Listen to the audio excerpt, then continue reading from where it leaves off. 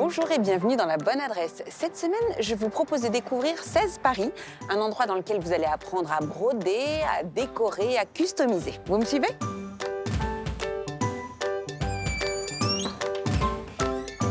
16 Paris est un lieu pensé comme un cocon doux et confortable pour accueillir des ateliers d'activités manuelles, une boutique de loisirs créatifs et surtout une parenthèse pour s'offrir du temps pour soi. Une idée arrivée presque par hasard dans l'esprit de Claire Chicoine, autrefois voisine du quartier. Sur mon temps de loisirs, j'ai découvert le tricot, j'ai adoré ça.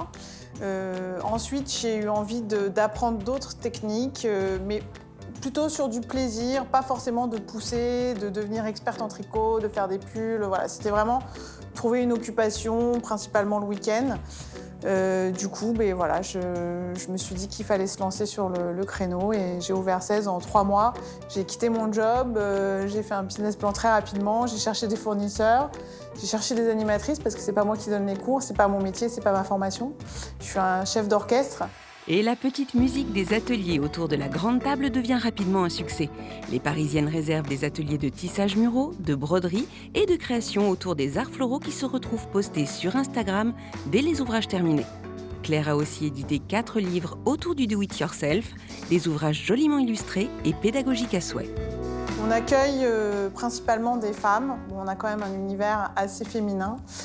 Donc c'est compréhensible, de, on va dire, 25 à 45-50 ans.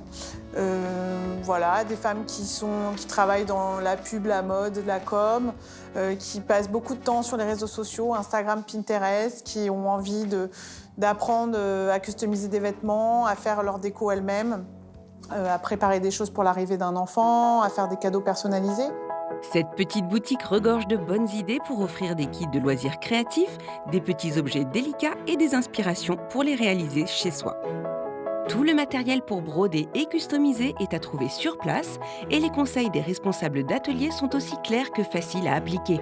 La preuve avec Bérangère, qui apprend notamment à broder des motifs après les avoir préparés au stylo lavable à l'eau sur n'importe quel support. Alors Raphaël, je te propose qu'on voit en premier un point qui s'appelle le point arrière et qui permet de broder toutes les formes qu'on veut. Donc là, toi, si ça te dit, je te propose de partir sur un petit cœur et moi, je fais ma fleur. Donc du coup, comme en broderie, on commence toujours à l'arrière de sa toile. Donc je vais te proposer de venir piquer là où tu veux commencer ton cœur. Alors soit là, soit ici. Et on va tirer complètement le fil. Pour faire un point arrière, on va commencer, comme son nom ne l'indique pas, par un point avant. Donc du coup, je vais revenir piquer quelques millimètres devant sur la ligne pour former notre premier point. Pareil, on tire complètement.